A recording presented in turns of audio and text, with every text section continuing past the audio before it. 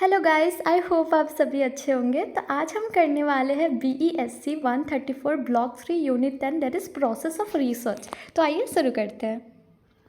अब क्योंकि इसके इंट्रोडक्शन में कुछ भी ऐसा स्पेसिफिक नहीं दिया, वही सब है जो हमने पहले स्टडी करी थी, तो इसको इग्नोर करते हैं। और नेक्स्ट है मतलब नेक्स्ट टॉपिक भी जो process for development of research plan है, इसके अंदर में भी जो स्टेप्स है हमने इससे प्रीवियस यूनिट 9 में पढ़ा था। ये सारी identification of research problem, review of related literature and all, ये सारी चीज़ें हमने पढ़ी थी। तो मैं डिटेल्स आपको एक्सप्लेन नहीं करूँगी, ठीक है। आप प्रीवियस चैप्टर देख लोगे, आपको ये समझ आ जाएगा। देन द नेक्स्ट टॉपिक पे हम स्किप करते हैं, that is identification of research problem. तो जो प्रोसेस होता है ना रिसर्च का, वो मेनली इस चीज़ पे डिपेंड करता है कि आपने किस तरीके से, कितना मीनिंगफुली, कितने प्रॉपर वे में आप प्रॉब्लम को आइडेंटिफाई कर रहे हो, ठीक है। तो आइडेंटिफिकेशन को एक सबसे पहला स्टेप माना जाता है और ये एक्सप्लोरेबल होनी चाहिए कि आप ज़्यादा से ज़्यादा इसमें एक्सप्लोर कर सको, वैसी चीज़ें होनी चाहिए। अब इसके अंदर में 2 स्टेप होते हैं। सबसे पहला सिलेक्शन ऑफ द एरिया, कि किस एरिया को आप सेलेक्ट करो, बहुत इंपॉर्टेंट है कि इस एरिया की प्रॉब्लम को सॉल्व करना है, उसको आप सेलेक्ट करते हो। दूसरा डेलिमिशन ऑफ द प्रॉब्लम, ठीक है, मतलब डीलिमिटेशन ऑफ द प्रॉब्लम, कि आप उस प्रॉब्लम को कितना लिमिटेड कर सकते हो, ठीक है, ये बहुत इंपॉर्टेंट है। तो एक इन्वेस्टिगेटर के लिए बहुत इंपॉर्टेंट है कि वो चूज़ करे कि वो एक्चुअल में क्या मतलब क्या रिसर्च करना चाहे या फिर किसके बारे में स्टडी करना चाहता है। लाइक हायर एजुकेशन के बारे में रिसर्च करना चाहता है, स्कूल एजुकेशन के बारे में, तो उसके अकॉर्डिंग वो उनसे रिलेटेड जो भी लाइब्रेरीज होंगी, जो इंस्टीट्यूशन होंगे, वहाँ पे वो विजिट करेंगे, ताकि जो भी डिफरेंट सोर्सेस ऑलरेडी अवेलेबल है इसके लिए, लाइक जर्नल्स बोल सकते हो, एनसाइक्लोपीडिया, बुक्स वगैरह, उनसे नॉलेज ले सके और उस प्रॉब्लम को और ज़्यादा नैरो कर सके, मतलब और ज़्यादा क्या बोलते हैं उसको, पतला पतला क्या बोलूँगी, मतलब नैरो इन द सेंस कि और ज़्यादा डीप उसको बहुत कम से कम ला सके। कि अगर ये पूरा स्कूल इंस्टीट्यूशन का प्रॉब्लम है तो सिर्फ ओवरऑल स्कूल इंस्टीट्यूशन नहीं देखेंगे, हम एक पर्टिकुलर चीज़ पे फोकस करेंगे, क्या इस पे है, ठीक है, तो उसको बोले नैरो करना। देन नेक्स्ट टॉपिक पे आते हैं, that is review of related literature, ठीक है। तो इसके अंदर में ये बहुत ही इंपॉर्टेंट पार्ट है, मतलब उसका डिटेल्स है। जो हमने ऊपर जितने भी सारी चीज़ें पढ़ी है ना, मेरे को डिटेल्स एक्सप्लेन करने की ज़रूरत नहीं है क्योंकि हमने प्रीवियस चैप्टर में पढ़ा था, बट मैं नहीं करूँगी तो आप लोग मेरे को गाली दोगे कि यार तूने तो पढ़ाया नहीं हो कुछ भी, इसलिए मैं ओवरऑल बता रही हूँ कि रिव्यू ऑफ लिटरेचर के अंदर में आता है कि हम जितने भी सारी चीज़ें ना, जो हमारा बेस या फिर हर स्टेप पे जो हम चीज़ें करते हैं ना, इनिशियल स्टेज ऑफ रिसर्च जिसे हम बोलते हैं, जहाँ पे हम स्टडी करते हैं, जो आइडियाज़ होते हैं हमारे, उसको क्लैरिफाई करते हैं, या फिर अलग अलग रिसर्च की मेथड्स को मतलब चेक करते हैं कि हाँ ये अप्रोप्रिएट है या नहीं है, ठीक है। जो भी हमारे पास ऑलरेडी है उसको रिव्यू करने का काम यहाँ पे हम कर रहे होते हैं, ठीक है। अब इसको ना अलग अलग वेज में कर सकते हैं। सबसे पहला तो इसलिए कराया जाता है कि क्लैरिटी आ सके, या हमारा जो रिसर्च का प्रॉब्लम है उस पर फोकस कर सके। दूसरी चीज़ है एक थ्योरेटिकल बैकग्राउंड प्रोवाइड कर सके, ताकि हमें एक बेस मिल जाए कि इसके बेसिस पे हमें स्टडी करनी है। तीसरी चीज़ हमारा जो लिंक होता है ना, कि क्या हमारा मतलब एक्चुअल में हमारा इंटेंशन क्या है इसको एग्जामाइन करने का, और ऐसी क्या चीज़ है जिसके बारे में ऑलरेडी स्टडी हो चुकी है, ठीक है। वहाँ पे हम एक लिंक एस्टेब्लिश करते हैं कि प्रॉब्लम क्या है और उस प्रॉब्लम के बारे में लोगों ने पहले क्या बताया हुआ है, ठीक है, उसको लिंक करने की कोशिश करते हैं। देन नेक्स्ट इज हम इम्प्रूव करते हैं हमारी रिसर्च की जो मेथोडोलॉजी है, कि मतलब अगर हम दोनों को कंपेयर कर लेंगे या एक लिंक बिठा देंगे तो हमारे लिए इजी होगा, राइट। हम इम्प्रूव तरीके यूज़ कर सकते हैं, मेथड्स में अपने चेंजेस ला सकते हैं ताकि बेटर सोल्यूशन निकल सके। Then next is contextualise findings. जो भी हमारे मतलब क्या बोलते हैं यार उसको, आप बोल सकते हो जो भी सोर्सेस होते हैं ना लिटरेचर के, मतलब जो भी आप सोर्सेस कलेक्ट करते हो कि यहाँ से आपको चीज़ें पढ़नी है, वो सारी को मतलब एक जगह लिख के रखना। फॉर सपोज मुझे 5 जगह से अपने डाटा कलेक्ट करने, तो उन 5 जगह का नाम प्रॉपर वे में मैं मेंशन कर रही हूँ ताकि बाद में मैं भूल ना जाऊँ, उन सब जगह से कर लो। जैसे आप बोल सकते हो सोर्सेस वगैरह इंटरनेट आप ऑनलाइन सिस्टम्स के थ्रू कर रहे हो, या स्कॉलरली जो भी जर्नल्स वगैरह होते हैं उसके थ्रू, बुक्स वगैरह जिसमें ओरिजिनल रिसर्च या रिसर्च के आर्टिकल्स होते हैं, जो भी प्रोजेक्ट रिपोर्ट्स मतलब रिपोर्ट्स होते हैं ना, सॉरी हाँ, प्रोजेक्ट रिपोर्ट्स जो होते हैं, एंड देन एब्स्ट्रैक्ट इंटरनेशनल, जो भी आपका आप बोल सकते हो कि बहुत सारे डाटा होते हैं ना, इवन अगर आप इंटरनेशनल डाटा की भी बात करें तो क्या है जो चीज़ें एक्चुअल में सामने तो नहीं है बट आपको डीपली जाके देखना पड़ेगा। गवर्नमेंट डॉक्यूमेंट्स पे आप फोकस कर सकते हो, जो भी पॉलिसी रिपोर्ट्स होते हैं जो पेपर में प्रेजेंटेड होती है वो सारी, या जो भी बिब्लियोग्राफिक इंडेक्सेस होती है वो सारी चीज़ें बहुत इंपॉर्टेंट है इसके अंदर में, कि आप सारी चीज़ों को ध्यान में रखो और एक जगह लिख के रख लो कि आपको ये सारी चीज़ें रिव्यू करनी है, ठीक है। अब आप रिसर्च मतलब इसके अंदर में कुछ सेलेक्टेड रिसर्च प्रॉब्लम होते हैं जो आप बोल सकते हो, जिसको अलग अलग फॉर्म में कैटेगराइज किया हुआ है। सबसे पहला educational researches of computer assisted instruction, जो भी कंप्यूटर के थ्रू असिस्ट की जाती है वैसे इंस्ट्रक्शंस। दूसरे educational research about science as a school subject, कि साइंस को एज अ स्कूल सब्जेक्ट क्यों रखनी चाहिए, ये चीज़ें। एंड थर्ड इज जो भी एजुकेशनल रिसर्च होते हैं कि जो भी एकेडमिक अचीवमेंट होती है ना साइंस सब्जेक्ट में, तो उसके बारे में मतलब आप बोल सकते हो कि ये सारी चीज़ें हमें कैटेगराइज करना पड़ता है, ताकि हम एक प्रॉब्लम, हमने पहले बोला था राइट कि इतना उसको डीप कर देना है या फिर इतना ज़्यादा नैरो कर देना है कि हम उसको डिटेल्स पढ़ सकें। तो हमने यहाँ पे एक एग्जांपल आप बोल सकते हो कि आपने एक ऐसा थेसिस बना लिया कि हमें एक साइंस सब्जेक्ट के ऊपर जो अचीवमेंट होती है एकेडमिक अचीवमेंट, उसके ऊपर रिसर्च करना है। तो आपको पता है राइट कि एक पर्टिकुलर प्रॉब्लम इसके ऊपर रिसर्च करना है, तो इसको भी एक बोल सकते हैं कि नैरो डाउन करना हुआ, ठीक है। अब हम आते हैं पर्पस ऑफ रिसर्च पे।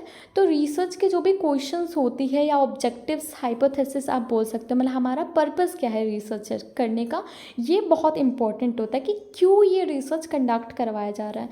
तो इसके सबसे पहला होता है रिसर्च क्वेश्चन एंड ऑब्जेक्टिव। तो जो भी रिसर्च क्वेश्चन का मतलब है एक स्पेसिफिक क्वेश्चन या एक इंक्वायरी, जो कि एक इन्वेस्टिगेटर इसलिए वो सवाल करता है या फिर इसलिए वो सवाल लाया जाता है ताकि उसके जवाब हम दे सकें, ठीक है।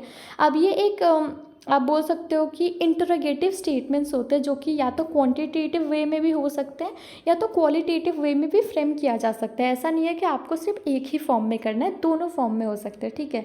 अब रिसर्च का ऑब्जेक्टिव का मतलब है वो ऐसी एक ऑब्जेक्टिव होनी चाहिए ना कि हमारा पॉइंट क्या है उस चीज़ को करने के लिए। तो उसमें हमारी एक्सपेक्टेशन, हमारी एकम्प्लिशमेंट क्या है रिसर्च प्रोसेस को लेके, इसके बारे में हम फोकस कर रहे होते हैं। मतलब हमें क्या अचीव करना है, ये ऑब्जेक्टिव हम सेट कर रहे होते हैं उसके अंदर में, ठीक है। अब अगर हम ऑब्जेक्टिव सेट करेंगे, वो क्यों इंपॉर्टेंट है, वो इसलिए इंपॉर्टेंट है ताकि हम स्टडी पे फोकस कर सकें। जो भी हमारा कलेक्शन ऑफ डाटा होता है, तो जो भी अननेसेसरी डाटा होता है ना, उसको हम कलेक्ट ना करें, कि मतलब फालतू चीज़ें, अगर हमें पता होगा हमारा ऑब्जेक्टिव क्या है, ऐसा सवाल कौन सा है, तो इन दोनों के बाद हमें जो भी एक्स्ट्रा डाटा होते हैं ना, जो काम के नहीं होते बट हम फिर भी कलेक्ट कर लेते हैं, वैसी चीज़ों को हम अवॉइड कर सकें, ठीक है। और तीसरी चीज़ है कि ऑर्गेनाइज कर सके प्रॉपर वे में स्टडी को, एक वेल डिफाइंड फेजेस में या पार्ट्स में हम उसको डिफाइन कर सकते हैं, ठीक है। अब अगर आप ऑब्जेक्टिव अपना बिल्ड कर रहे हो किसी भी रिसर्च का, तो क्या चीज़ है जो आपको दिमाग में रखनी चाहिए, मतलब माइंड में रखनी चाहिए, ओब्वियसली दिमाग से में वॉट एवर। तो सबसे पहली चीज़ है कि आपको अलग अलग जो एक प्रॉब्लम है, ठीक है, उसके अलग अलग एस्पेक्ट होते हैं राइट, उसके बहुत सारे कंट्रीब्यूटिंग फैक्टर्स होते हैं, उसको एक लॉजिकल सीक्वेंस वाइज आपको अरेंज करनी है। दूसरी चीज़ है कि मतलब आपको स्पेसिफाई करना है एग्जैक्टली कि आपको क्या चाहिए या फिर आपका पर्पस क्या है या फिर कहाँ है, वैसी चीज़ें, ठीक है। देन थर्ड चीज़ है जो एक्शन वर्ब्स होते हैं, ठीक है, वो मतलब उसको इनफ नहीं माना जाता है इवैल्यूएशन के लिए। फॉर एग्जांपल आप मानो तो to determine, to compare, to verified, to calculate, to describe, ये सारे एक्शंस वर्ड है, ठीक है। मतलब आप बोल सकते हो कि ऐसे एक्शंस वर्ड जो होते हैं आप उसको यूज़ कर सकते हो ताकि आप उसको स्पेसिफाई कर सको, बेटर वे में बता सको। द नेक्स्ट इज़ आप जो भी वैग नॉन एक्शन वर्ब्स होते हैं ना, टू अप्रिशिएट, टू अंडरस्टैंड या टू स्टडी, ये सारी चीज़ों को ना आप अवॉइड करने की कोशिश करो, ठीक है। बहुत इंपॉर्टेंट है। और जब रिसर्च करते हैं तो सबसे ज़्यादा इंपॉर्टेंट है हमारे हाउ पे फोकस करना, कि कैसे, वो हमारा मेन मोटिव होना चाहिए, ठीक है। अब अगर इसके अंदर में रिसर्च वेरिएबल की बात करी गई है, तो वेरिएबल का मतलब एक ऐसे कैरेक्टर जो कि एक्सप्रेस करता है एक कंसेप्ट को, ठीक है। अब ये time to time, person to person, situation to situation vary करता है, हमेशा सेम नहीं होता।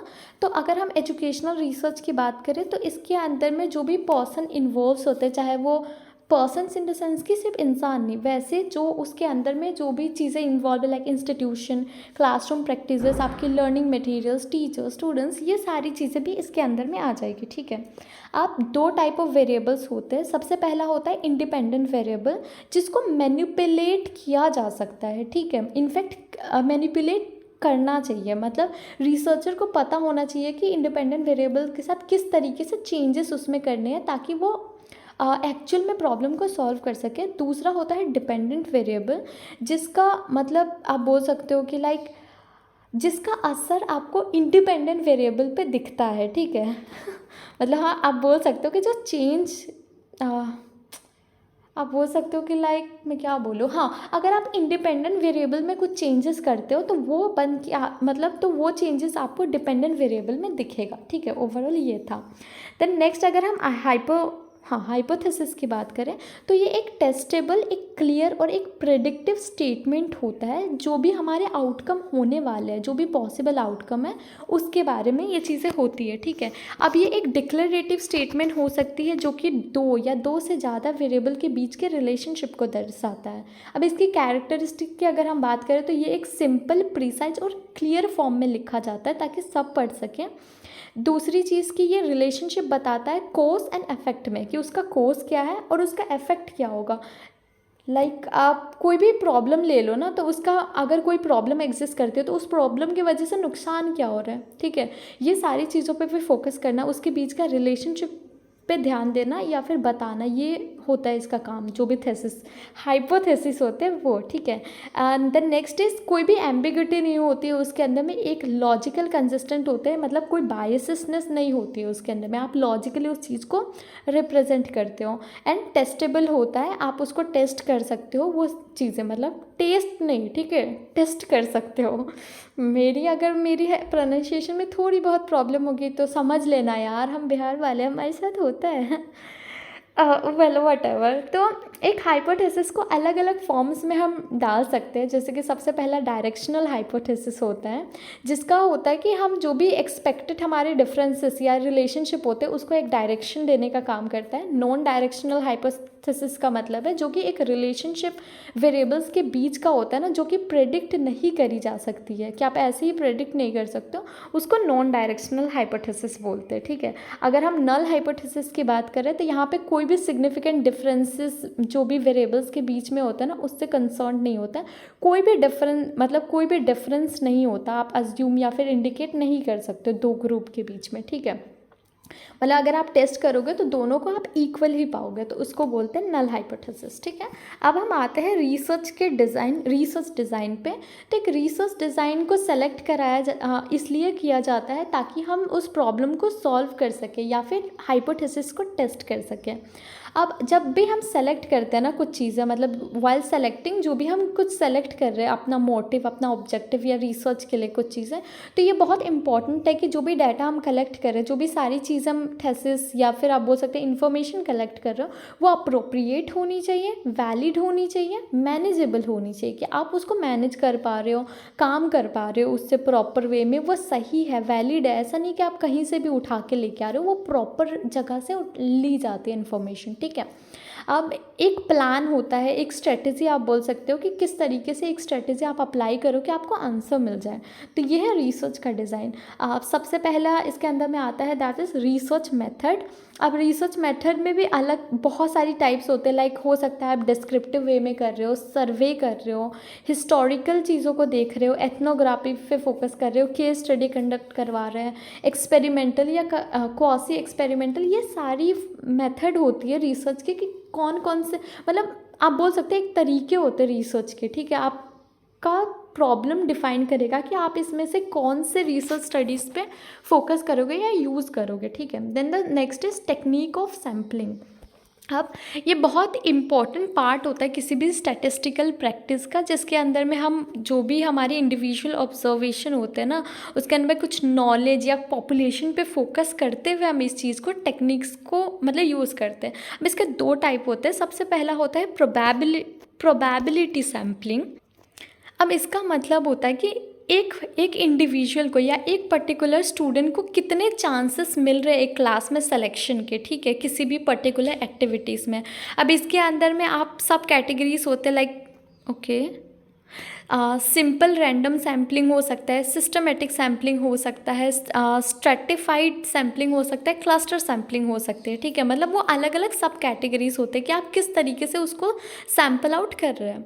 देन जो वेरियस वेज होते हैं ना सैम्पलिंग्स का, मतलब दो चीज़ें इसमें कॉमन होती है। सबसे पहला कि सारे जो एलिमेंट होते हैं जो सेलेक्टेड पॉपुलेशन की, मतलब उस सेलेक्टेड एरिया या उस सेलेक्टेड लोगों का पॉपुलेशन के बीच में ना हर एलिमेंट जो भी होता है उसको नॉन ज़ीरो प्रोबेबिलिटी माना जाता है, ठीक है। मतलब उसकी एक नॉन ज़ीरो प्रोबेबिलिटी उन सब में होती है, ठीक है। जो भी सारी चीज़ें आप होंगी, ये कॉमन फैक्टर है कि सारे में होते हैं, चाहे आप कैसे भी कंडक्ट करो, आप जो भी स्ट्रेटजी यूज़ कर रहे हो या जो भी सैम्पलिंग टेक्निक यूज़ कर रहे हो, तो ये सारे में सेम होंगी।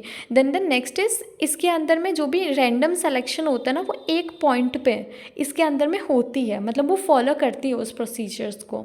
अगर हम नॉन प्रोबेबिलिटी सैम्पलिंग की बात करें ना, जो हमने यहाँ पे देखा था, मतलब ऊपर देखा था थोड़ी देर पहले, तो नॉन प्रोबेबिलिटी सैम्पलिंग में ना यहाँ पे कुछ एलिमेंट ऐसे होते हैं जिसके कोई चांस नहीं होते सिलेक्शन के, ठीक है, जहाँ पे हम बोल ही नहीं सकते कि अब कोई भी प्रोबेबिलिटी है कि इसको हम इंक्लूड कर सकते हैं। लाइक आप बोल सकते हो एक्सीडेंटल सैम्पलिंग होता है, कोटा सैम्पलिंग होता है, पर्पसिव सैम्पलिंग होती है, ये सारी चीज़ें। देन अगर हम बात करें टूल्स फॉर डाटा कलेक्शन में, तो डाटा कलेक्शन के कई सारे टूल्स होते हैं जिसको यूज़ करके हम कलेक्ट कर सकते हैं। लाइक इंटरव्यू कंडक्ट करवा सकते हैं, क्वेश्चनर्स कंडक्ट करवा सकते हैं ऑब्जर्वेशन के थ्रू, इन्वेंट्री होते हैं, लाइक लाइक्स क्या है, डिसलाइक्स क्या है, जो भी रिस्पोंडेंट है ना, जहाँ पे जिनसे हम पूछ रहे सवाल, इस पे फोकस करना, चेकलिस्ट बनाना कि हाँ ये चीज़ें, ये क्वेश्चन का जवाब मिल चुका है, ये इसका ये बाकी है, ये सारी चीज़ें एक चेकलिस्ट बनाना।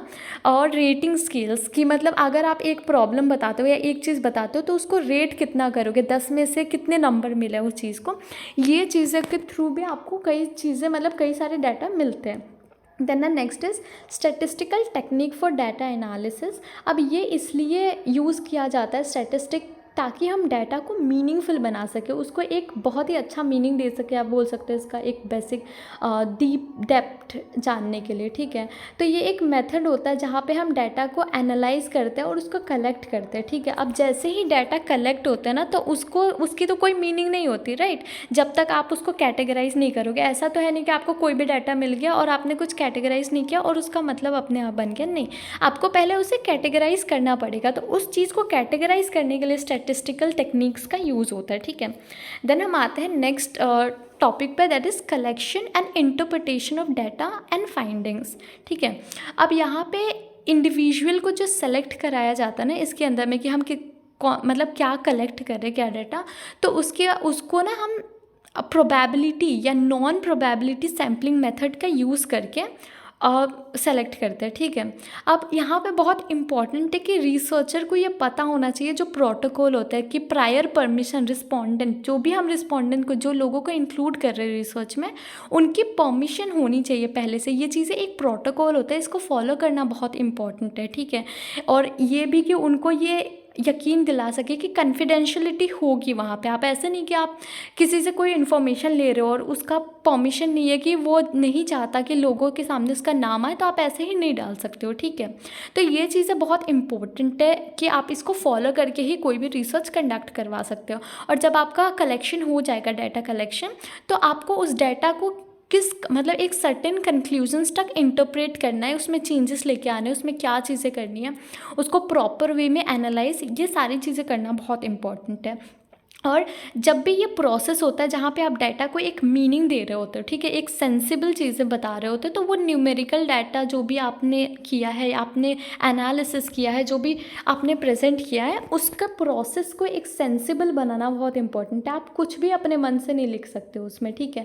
जो आपने जो डाटा कलेक्ट की है उसको एनालाइज करोगे, उसी को इंटरप्रेट करोगे, उसके अकॉर्डिंग आपको रिजल्ट देना पड़ेगा, ठीक है।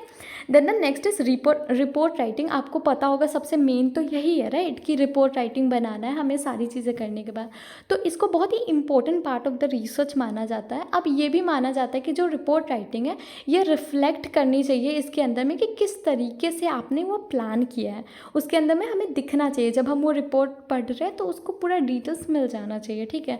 तो जो भी एंटायर प्रोसेस आप कंडक्ट करवाते हो, चाहे वो डाटा के कलेक्शन से लेके हो, टूल्स से रिलेटेड हो, या फिर किस तरीके से आपने एनालाइज या इंटरप्रेट किया है, किन लोगों को इन्वॉल्व किया है, ये सारी इन्फॉर्मेशन को एक रिटन फॉर्म देना ही रिपोर्ट राइटिंग कहलाता है, ठीक है। अब इसके अंदर में 4 से 6 चैप्टर्स या सेक्शंस हो सकते हैं जिसकी डिटेल्स आपको टेक्स्ट बुक में दी गई है, आप उसके डिटेल्स पढ़ सकते हो। अगर आप चाहो तो मैं बता देती हूँ। अच्छा रुको, बता ही देती हूँ। तो ये होता है हमारे रिसर्च के फॉर्म में, जैसे कि चैप्टर 1 को इंट्रोडक्शन का नाम दिया जिसके अंदर में ये सारी चीज़ें हैं, देन सेकंड चैप्टर में रिव्यू, देन थर्ड चैप्टर में डिज़ाइन, आपकी स्टडी की डिज़ाइन क्या है, फोर्थ चैप्टर में analysis of data and interpretation of result, and fifth में कंक्लूजन या इम्प्लीकेशन। तो ये होता है रिपोर्ट राइटिंग का एक प्रोसीजर्स आप बोल सकते हो, ठीक है। अब इसके ना कुछ कैरेक्टरिस्टिक है कि आप किस तरीके से बोल सकते हो कि ये आपका रिसर्च जो भी रिपोर्ट राइटिंग है वो बढ़िया है, ठीक है। तो उसकी कुछ कैरेक्टरिस्टिक है जिसका डिटेल्स टेक्स्ट बुक में मैं आपको टेक्स्ट बुक से समझा देती हूँ उसको, ठीक है। सबसे पहली है कम्युनिकेशन। तो कम्युनिकेशन इसका मेन पर्पस है ना कि आप किस तरीके से अपनी रिसर्च वर्क को कम्युनिकेट करवा पा रहे हो लार्जर ऑडियंस के पास, ठीक है। मतलब बहुत सारे लोग होते हैं ना एकेडमिक में, वो सारे लोगों को आप किस तरीके से बता रहे हो अपने रिपोर्ट के बारे में, किस तरीके से, हाँ बोल सकते हो किस तरीके से बता रहे हो। कम्युनिकेशन बहुत इंपॉर्टेंट है। सॉरी इस मैसेज के लिए, ठीक है। Then next is intellectual coherence. तो इसका मतलब है आप जब अपना रिपोर्ट लिखते हो, ठीक है, तो बिफोर स्टार्टिंग आपको अपने एम्स बहुत क्लियर होने चाहिए, ठीक है। ये बहुत इंपॉर्टेंट है कि आपको पता है कि आपका एम क्या है इस चीज़ को लेके।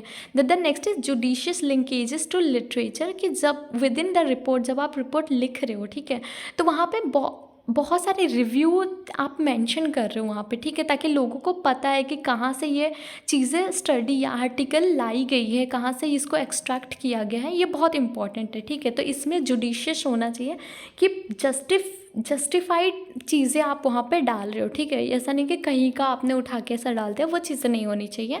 देन स्ट्रक्चर बहुत इंपॉर्टेंट है कि आपका जो रिपोर्ट का क्वालिटी है वो डिपेंड करता है आपके स्ट्रक्चर के ऊपर कि किस तरीके से आपने उसको स्ट्रक्चर किया, बनाया है या लिखा हुआ है, ठीक है। तो ये भी बहुत इंपॉर्टेंट होता है क्योंकि ये नेचर ऑफ वर्क डिसाइड करता है, नंबर डिसाइड करता है, आपके चैप्टर्स या जो सेक्शन होता है रिपोर्ट राइटिंग में, इससे पहले जो मैंने दिखाया था वो चीज़ें इसको डिफाइन करती है, ठीक है। वो बहुत इंपॉर्टेंट है। देन क्लैरिटी एंड प्रिसीजन, कि जो रिपोर्ट होती है उसको एक क्लियर और प्रिसाइज वे में लिखे जाने चाहिए ताकि आपको सारे याद हो कि आपने किस तरीके से, इनफैक्ट जो कॉम्प्लेक्स आइडियाज़ होते हैं उसको भी एक पूरा प्रिसाइज करके आप उसको एक्सप्लेन कर रहे हैं ताकि सबको समझ आ रहे, ठीक है। अगर हम गुड रिपोर्ट की बात करें कि रिपोर्ट कब अच्छा माना जाता है, तो तब जब एक आइडिया दूसरे आइडिया को फॉलो अप करती है, मतलब उसके बीच में लिंकेजेस है कि एक के बाद दूसरा आ रहा है, दूसरे के बाद तीसरा आ रहा है, और एक लॉजिकल या फिर सिस्टमेटिक वे में उसको लिखा गया है, ठीक है। देन नेक्स्ट आते हैं ऑब्जेक्टिविटी पे। तो एक जनरल रूल होता है रिपोर्ट राइटिंग का कि आप बोल सकते हो कि जो भी पर्सनल फीलिंग्स या फिर जो एटीट्यूड्स होते हैं, ठीक है, उसको अवॉइड करनी चाहिए। कि आपकी पर्सनल फीलिंग क्या है वो किसी को नहीं जानना है, जो डाटा आपने कलेक्ट किया किस तरीके से इंटरप्रेट किया वो बहुत इंपॉर्टेंट है, ठीक है। तो यहाँ पे जो हमारा फोकस होता है, जो हमारा एम्फेसिस होता है, सबसे पहले होता है कि एक ऑब्जेक्टिव मैनर में ना उसको लिखा जाए, ठीक है। उस रिपोर्ट में आप खुद की चीज़ें नहीं लिख रहे हो, आप वो लिख रहे हो जो आपको जो डाटा मिली है, जो स्टडी से, जो रिसर्च के वे में मिली है, वो सारी चीज़ें। तो इसके अंदर में ओवरऑल यही बताया गया। और रेफरेंसेस के आप देख सकते हो कि किस तरीके से आप रेफरेंस देते हो, तो ये बताया गया है कि इस तरीके से आप रेफरेंस दे सकते हो, ठीक है। नीचे यहाँ पे जर्नल आर्टिकल सिटेशन ये सब मिल रहा होगा ना, तो इस वे में लिखा जाता है, ये बताया गया है, ठीक है। तो इसके साथ हमारा चैप्टर हो जाता है ख़त्म। आई होप आपको समझ आया होगा। कोई प्रॉब्लम होगी आप कमेंट सेक्शन में पूछ सकते हो, कोई भी डाउट है तो। और आपको हमारी नोट्स टेलीग्राम चैनल पे मिल जाएंगी। एंड तब तक के लिए hope you do well, bye, take care.